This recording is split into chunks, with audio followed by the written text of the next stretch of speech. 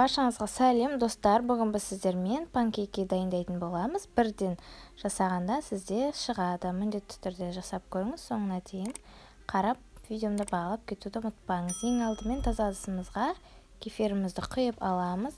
Содан соң содымызды саламыз. Содымызды сала отырып, осылай араластырамыз. Біздің содымызда реакция жүреді. Осылай кішкене көпіршіктене бастайды. Содан соң 2 жұмыртқамызды саламыз. 2 жұмыртқамызды салып, барлығын әбден біркелкі болғанша араластырамыз. Қалауыңыз бойынша секер саламыз. Тәтті болғанын қаласаңыз, молырақ салсаңыз болады. Мінекей барлығын араластырып аламыз. Содан соң жылы суымызды құямыз. Суымыз жылы болуы керек.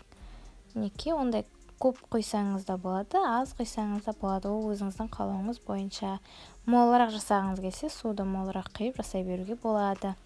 Мінекей келесі біз ұнымызды ситаның көмегінен өткізіп, осылай аз-аздан сала отырып, араластырып отырамыз. Ұнымызды бірден көбейтіп салып жібермеңіз, осылай аз-аздан сала отырып, осылай ешқандай комок қалмауы керек.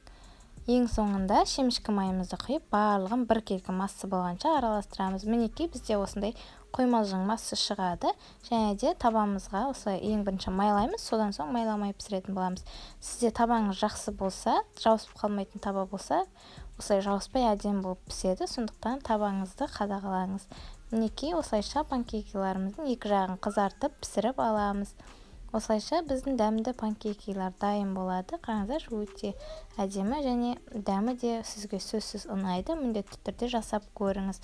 Мінекей өзіңіздің қалауыңыз бойынша осылай тәтті жемістермен, вареньемен, немесе қаймақпен, сгущенкамен, өзіңіздің қалаған тәттіңізбен осылай дәмді етіп жесеңіздер болады. Мінекей осылайша біздің дәмді панкейкиларымыз дайын. Міндетті түрде жасап көріңіз, сізге сөзсіз ұнайды.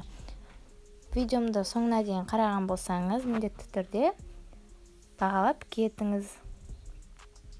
Келесі видеомды жіберіп алмау үшін арнама тіркеліп қоюды ұмытпаңыз. Менің арнамнан қолжетімді осындай үйдегі бар құрамдармен дайындалатын рецептілерді таба аласыздар. Міндетті түрде жазылып қойыңыз. Мінекей, қазір біз панкейкиларымызды осылай кесіп көрсететін боламыз. Мінекей осылайша үріліп, әдемі болып, жұмсақ болып піседі. Көргеніңізге көп-көп рахмет. Міндетті түрде видеоны бағалап, арнама тіркеуді ұмытпаңыз.